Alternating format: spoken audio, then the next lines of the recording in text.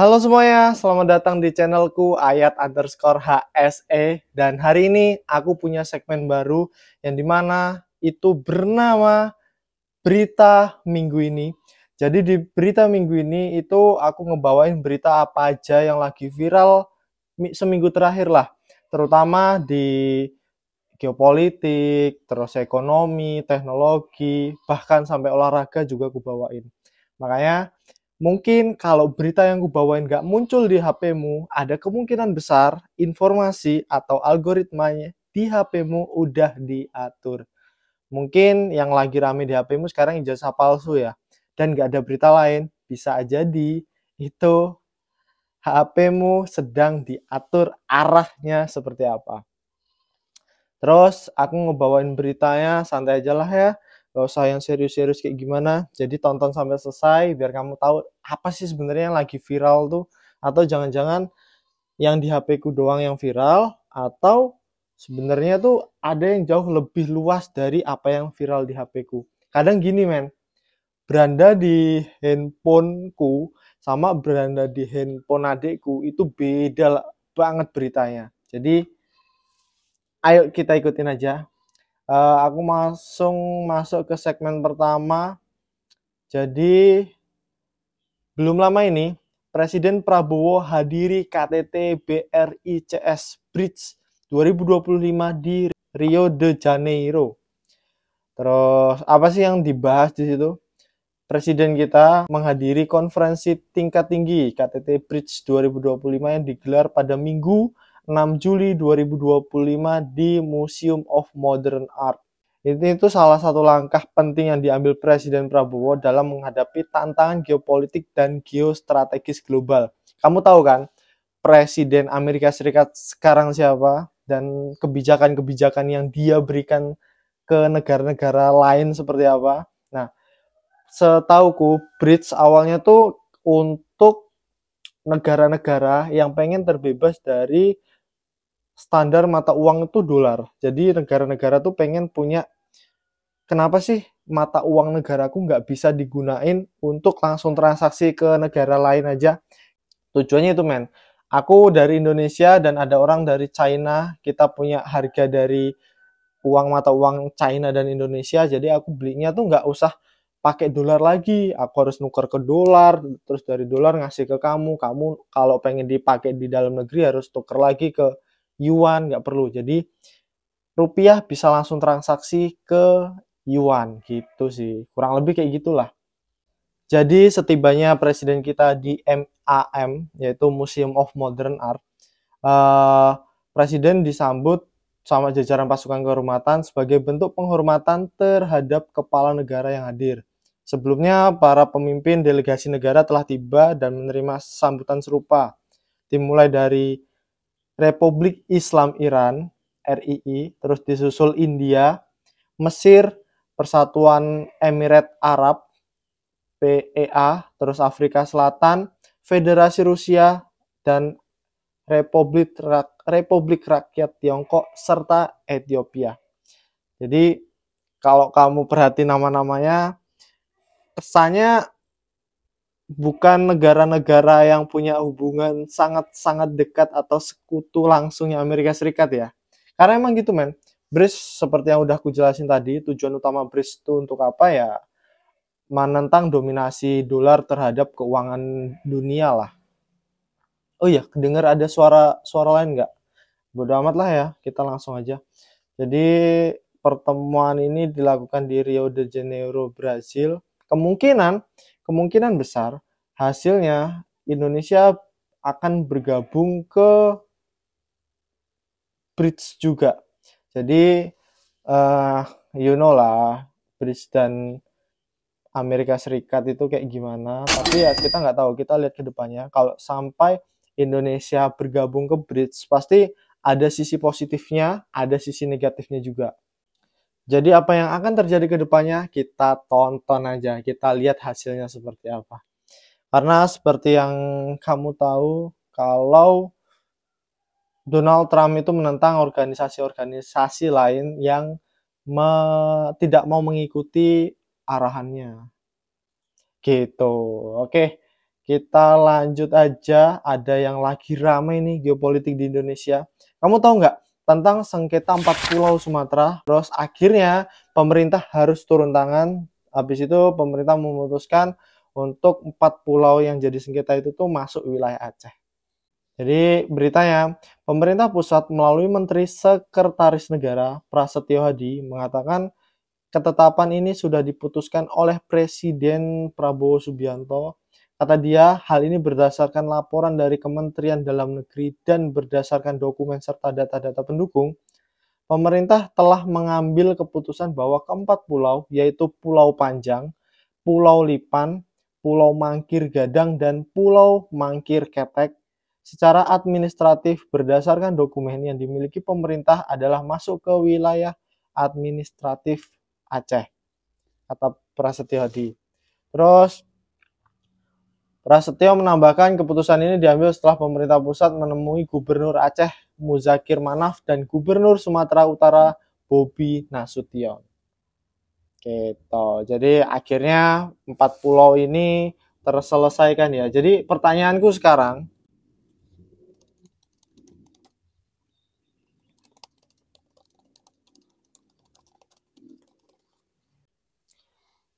sebenarnya apa sih? Kenapa kok pulau-pulau ini jadi rebutan wilayah-wilayah tersebut? Karena menurutku ketika nggak ada apa-apa di pulau tersebut, pasti nggak akan jadi rebutan dan mungkin dijual-jual gitu aja deh. Makanya aku penasaran, setelah aku cari tahu ya, pertama kita lihat dulu bahwa ternyata yang mengeklaim itu ada dua, men. Ada Aceh dan Sumatera Utara. Aceh mengeklaim karena mereka berpegang pada bukti-bukti historis dan administrasi yang menunjukkan bahwa pulau-pulau tersebut merupakan bagian dari wilayah Aceh. Sedangkan Sumatera Utara ngeklaim kayak gini. Kementerian Dalam Negeri menetapkan bahwa pulau-pulau tersebut masuk dalam wilayah Sumatera Utara berdasarkan data dan administrasi. Jadi itu yang direbutin, men. Nah, kenapa? Kenapa mereka ngerebutin itu? Nih, ada konflik kepentingan. Salah satunya melibatkan kepentingan politik, ekonomi, dan historis antara kedua provinsi. Pastilah, apalagi provinsi yang bergandengan ya, pasti ada konflik-konflik kayak gitulah. Terus, sebenarnya ada upaya penyelesaian, men. Ada Gubernur Aceh tuh udah nolak opsi pengelolaan bersama dan meminta pencabutan keputusan yang ditetapkan yang menetapkan pulau-pulau tersebut masuk wilayah Sumatera Utara. Jadi, caranya gitu ya. Kayak misal ya, ini andai-andai aja. Apa ya? Oke, aku punya sleeping bag dari Ray nih. Mungkin aku tahu dulunya atau aku nggak tahu nih. Ini tuh sebenarnya punya siapa? Entah punya aku sendiri atau punya adikku. Jadi karena aku ragu, aku juga nggak pernah beli dan ini ku pakai, aku ngeklaim ini punya aku. Sedangkan tiba-tiba adikku ngeklaim nih bahwa sleeping bag dari Are ini itu punya dia karena emang dia lagi mau naik gunung dan perlu sleeping bag yang bagus tapi harganya murah. Akhirnya terjadilah sengketa perebutan sleeping bag ini. Karena aku nggak ngerasa, tapi aku juga perlu nih sleeping bag ini. Jadi yaudah deh, daripada kita rebutan ini, mending kita gunain bersama-sama aja. Jadi kita bisa ngelolanya bareng-bareng. Nah, yang adikku merasa, oh kan aku yang punya, ngapain harus berbagi, kan aku yang punya, aku yang butuh. Itu kan cuma numpang gitu. Dan itu juga yang dilakuin sama Aceh, men. Itu yang dirasain sama Aceh. Makanya mereka nggak mau tuh pengelolaan bersama. Terus ku cek ya konflik kepentingan apa sih sebenarnya. Nih. Menurut YouTube lagi.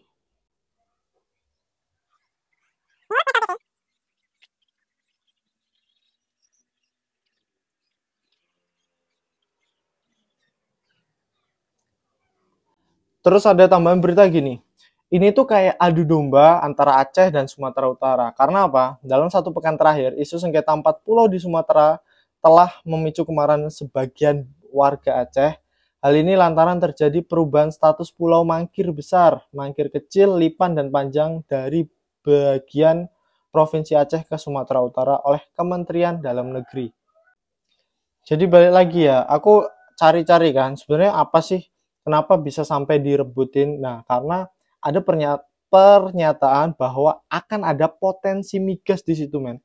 Ketika sengketa ini mengemuka, Gubernur Sumatera Utara Bobi Nasution itu menyebut perihal keinginannya berkolaborasi dengan pemerintah Aceh mengelola kekayaan alam di wilayah 4 pulau tersebut. Kami ingin sama-sama potensinya dikolaborasikan. Artinya, kalaupun ada sumber daya alam, ada potensi pariwisata, semuanya kami harapkan bisa dikelola bersama, kata Bobi. Terus, data Kementerian Energi Sumber Daya Mineral menyebutkan wilayah lepas laut Singkil memiliki potensi migas yang cukup besar. Mungkin itu salah satu pertimbangan besar kenapa itu akan jadi sengketa, men. Tahu nggak? Waktu yang lagi rame juga lah tentang Raja Ampat, yang dimana wilayahnya punya potensi nikel yang besar. Mau nggak mau, ketika itu ditambang, dan percaya nggak percaya, pemerintah wilayah tersebut akan jadi kaya raya, men. Mungkin wilayahnya juga akan ikut terbantu lah dari pendapatan itu. Tapi yang pasti orang pertama yang akan dapat bantuan, akan dapat apa ya bahasa halusnya tuh, peluang untuk dijadikan korupsi adalah pemerintahan tersebut. Jadi bisa jadi kalau sumber daya mineralnya besar, terus ada tinggal ngubungin peneliti aja, cek aja apakah benar atau enggak, bisa jadi kota tersebut atau wilayah tersebut jadi kaya tiba-tiba. Oke, kita lanjut ke berita selanjutnya, yaitu tentang pertumbuhan ekonomi RI.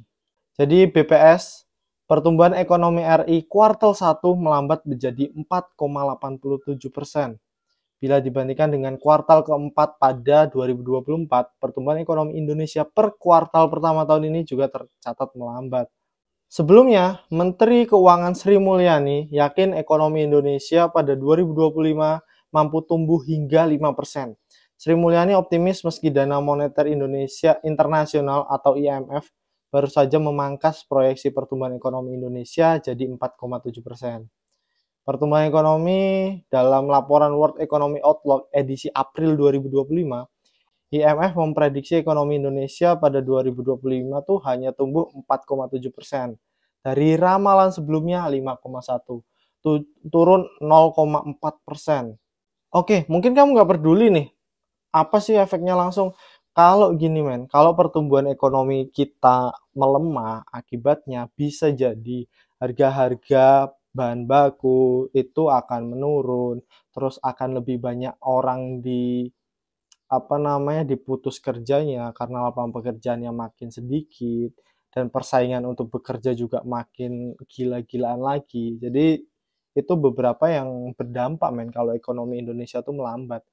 Karena di negara maju, pertumbuhan ekonomi itu penting. Pertumbuhan ekonomi itu jadi salah satu pondasi negara untuk membuat negaranya stabil. Karena balik lagi, ekonomi. Dari pertumbuhan ekonomi Indonesia, kita geser nih ke Timur Tengah. Aku pengen ngebahas tentang harga minyak yang sempat anjlok ke 64 US dollar OPEC plus dan tarif Amerika Serikat jadi pemicunya. Jadi gini, harga minyak dunia tuh tertekan pada awal perdagangan Selasa. Di tengah kekhawatiran pasar terhadap potensi kenaikan produksi OPEC serta ancaman tarif baru dari Amerika Serikat yang bisa memicu perlambatan ekonomi global. Ini terjadi setelah pernyataan Amerika Serikat tentang gencatan senjata di Iran. Sebelumnya kan dikhawatirkan ketika Amerika Serikat menyerang ke Iran itu dikhawatirkan kan pemerintah Iran menutup Selat Hormuz, yang dimana selat itu ngebawa 20% minyak mentah dunia setiap hari. Setiap hari loh, men. 20%. Itu gede banget, banyak banget.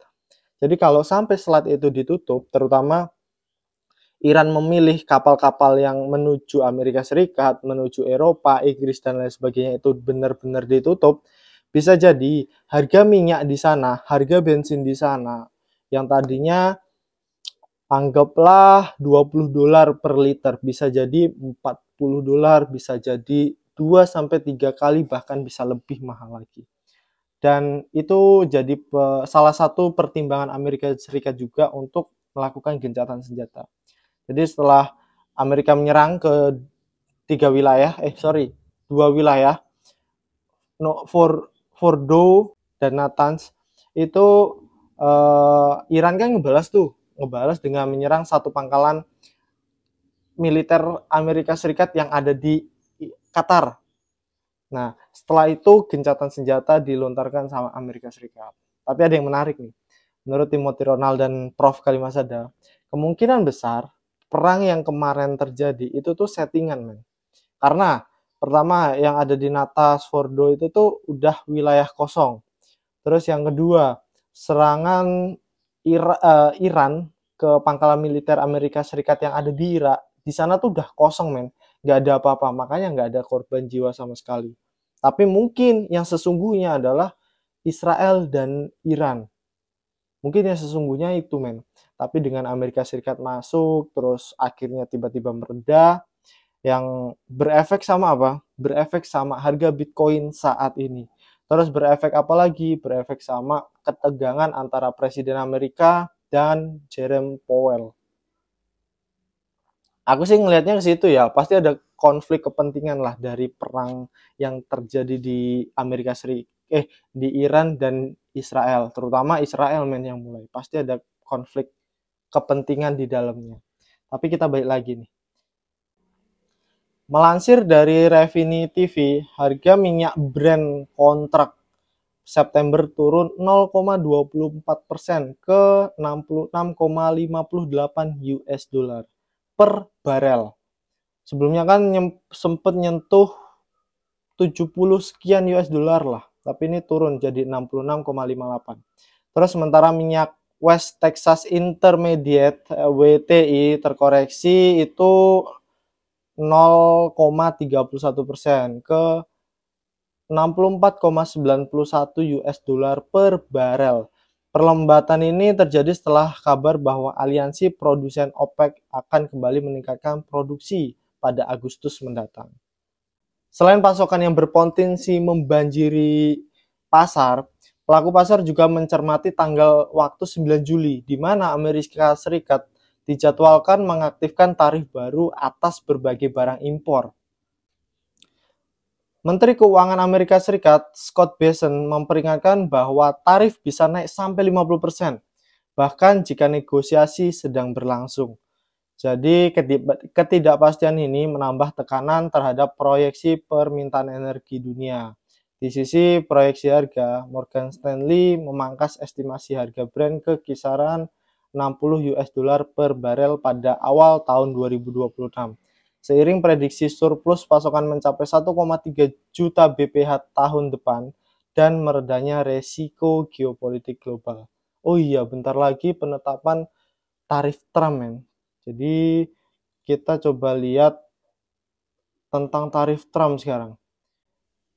Ada berita yang menyatakan Trump ancam tarif lebih tinggi 1 Agustus. Indonesia kemungkinan kena 32%.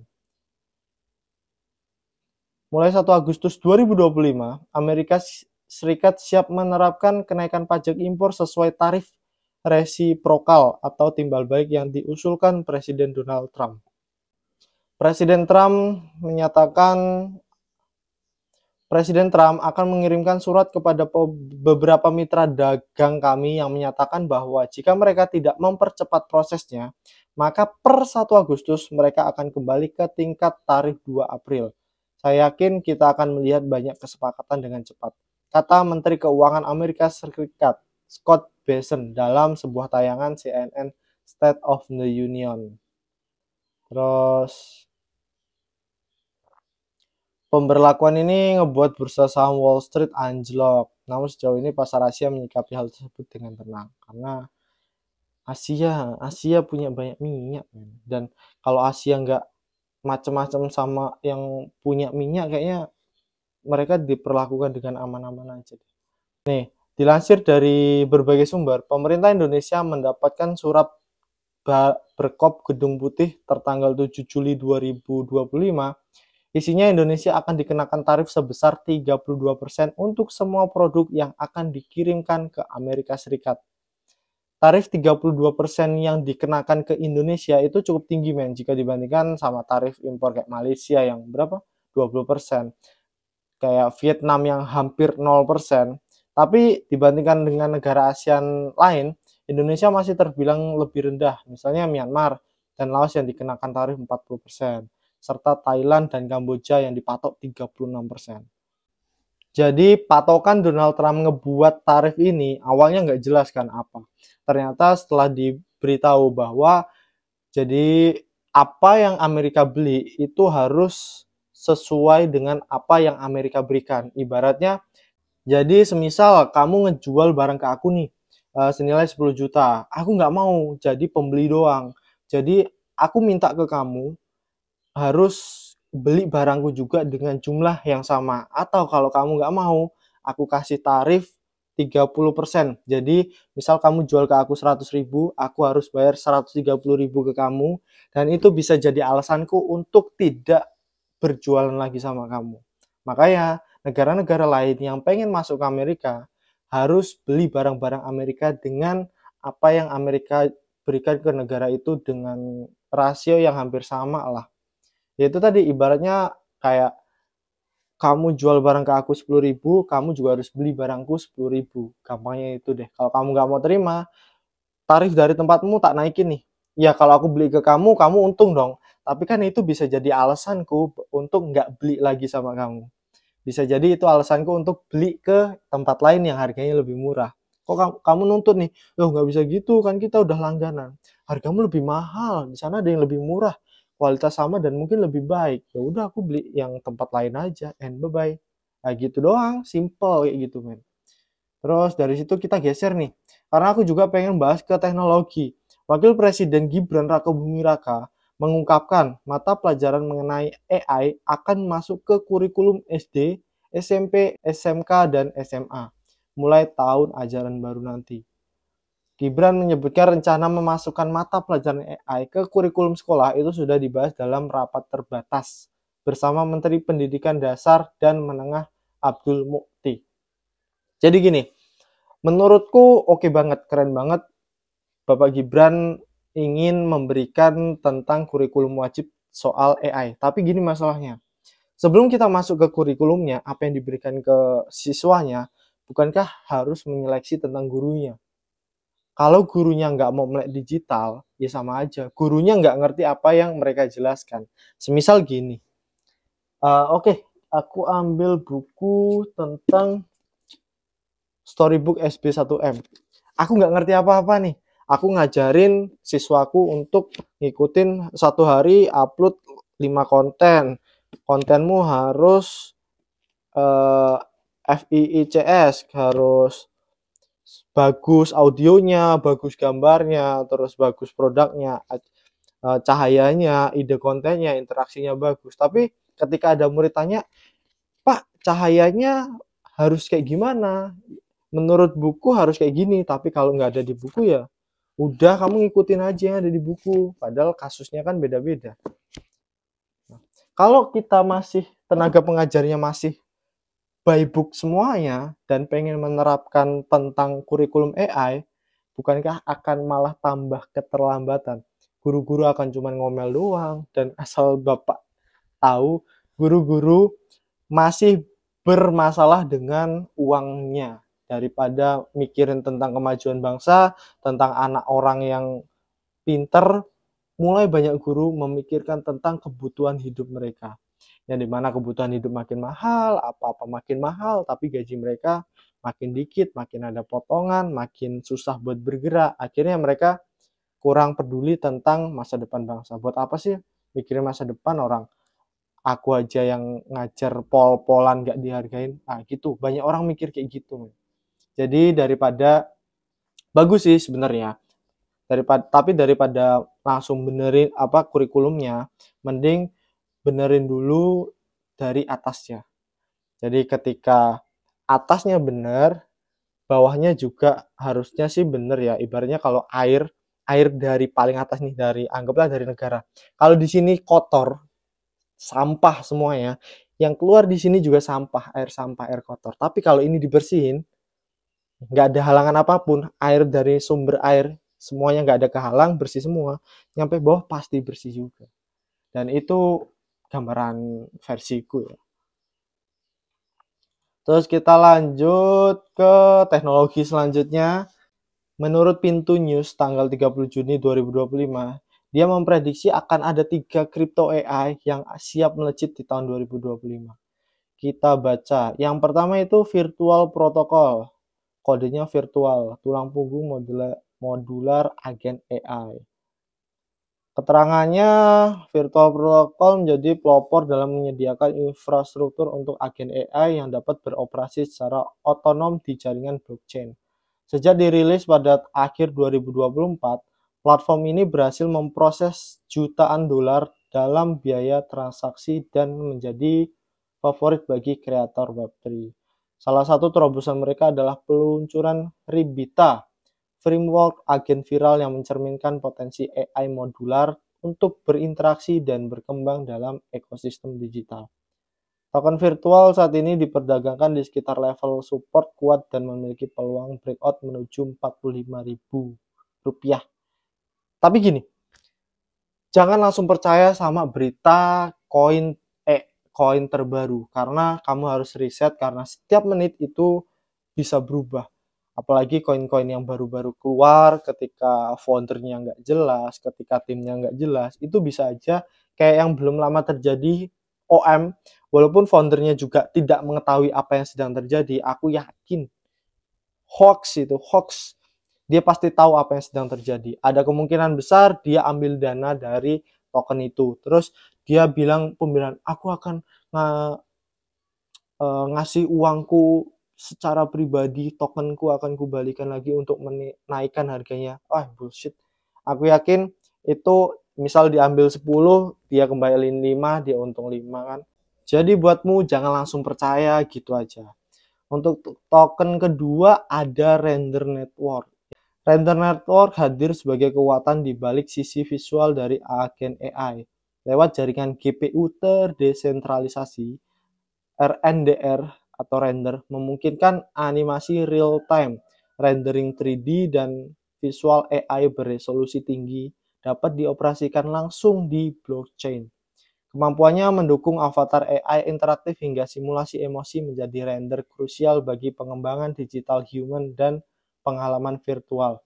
Jadi gampangnya perusahaan render network yang dimana koinnya adalah render itu punya peran besar untuk rendering apapun yang ada di dunia ini.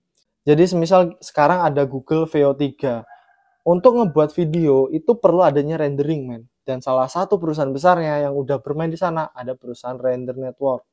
Terus ketika kalau kamu arsitek, kamu pengen buat desain dari SketchUp-mu jadi bagus, jadi terlihat sesuai yang pengen kamu kasih, itu harus kamu render dulu.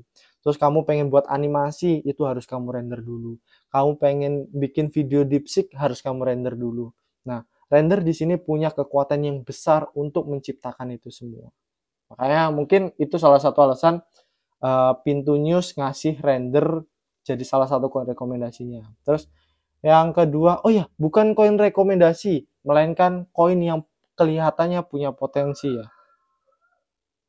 Terus yang ketiga, Artificial Super Intelligence Alliance atau ASI lahir dari gabungan 3 proyek besar, Fetch.ai, Singularity Net, dan Ocean Protocol.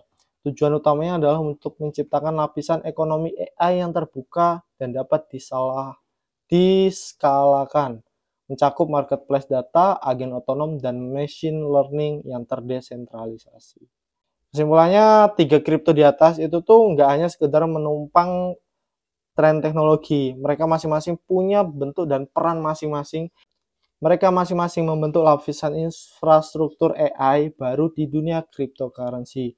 Mulai dari fondasi, modular agen pintar, GPU visualisasi real time, hingga sistem ekonomi AI yang berskala besar. Dan disclaimer, ini bukan untuk rekomendasi koin mana yang harus kamu beli, bukan. Tapi itu adalah sebagai bahan pertimbangan. Dan kamu harus riset sendiri, jangan beli sesuai dengan apa yang orang kasih tahu. Oke, kita lanjut. yang masih rame. Presiden Jokowi itu sekarang lagi dibuat dikena masalah, yaitu soal ijazahnya, yang dimana udah berbulan-bulan nggak beres-beres. Dan 9 Juli nanti Bareskrim bakal gelar perkara khusus tentang ijazah Jokowi. Tapi aku nggak mau lama-lama di situ lah, kita next ke berita selanjutnya tentang sosial. 571.410 penerima bansos terlibat judi online. Ini langkah Kemensos. Jadi ada sekitar 571 ribuan rekening penerima bansos terindikasi terlibat judi online tahun 2024. Kamu dikasih bantuan sosial secara langsung, duitnya buat gambling di dunia judi. Sebenarnya itu yang harusnya dibenerin itu judinya, SDM-nya, atau sistem bantuannya. Gimana menurut? Padahal menurutku bagus banget sih bantuan sosial langsung itu, bansos itu dikasih ke masyarakat. Tapi kalau sama masyarakat digunakan untuk berjudi, ya siapa yang harus jadi problem? Siapa biang masalahnya? Siapa? Kamu nyalain yang membuat situs. Aku tahu tentang judi online. Banyak teman-temanku juga main semua. Tapi aku bisa ngebuat diriku untuk nggak main itu. Jadi apakah yang salah platformnya atau yang salah manusianya? Coba komen di bawah deh. Dan buat kamu yang lagi main, kamu komen di bawah, kamu paling banyak menang berapa? Setelah itu, kamu kasih tahu juga udah rugi berapa. Jadi jangan cuma menangnya doang, hitung juga ruginya berapa. Kita lanjut ke berita selanjutnya, berita olahraga. Secara mengejutkan, Al Hilal kalah 2-1 oleh Fluminense. Jadi Fluminense menang 2-1 di perempat final melawan Al Hilal. Gol Fluminense dicetak oleh Matheus Martinelli menit 40, lalu dibalas oleh Al Hilal sama Marcos Leonardo menit 51 dan diakhiri oleh Hercules menit 70 dari Fluminense. Sehingga membuat Fluminense lolos ke semifinal. Chelsea menang 2-1 asal klub Palmeiras, klub Brazil juga. Gol oleh Chelsea itu terjadi pada menit 16, Cole Palmer. Setelah itu dibalas sama calon pemain Chelsea. Sebenarnya udah jadi pemain Chelsea, cuman tinggal pindah doang ke Chelsea, yaitu Estevao. Dan terakhir, penentuan kemenangan Chelsea, golnya dicetak oleh Agustin Giai, gol bunuh diri. Berawal dari sepakan Malo Gusto yang bertujuan untuk crossing, karena Agustin Giai, bolanya berbelok arah ke gawang. Terus selanjutnya ada laga juara Eropa, Paris Saint-Germain melawan Bayern Munchen. Dan di sini ada 2 kartu merah, yang pertama tadi Paco, yang kedua Lucas Hernandez. Dan pertandingan terakhir, Real Madrid versus Borussia Dortmund. Real Madrid dengan pelatih baru, dengan skema baru. Dan semoga kamu suka sama videoku. Jangan lupa untuk subscribe, like, dan komen. Kita diskusi di kolom komentar. Menurutmu, kasih komentar di bawah. Berita apa yang gak ku bawain, dan kasih kritik sebanyak-banyaknya tentang penyampaianku. Kutunggu selanjutnya, dan bye-bye.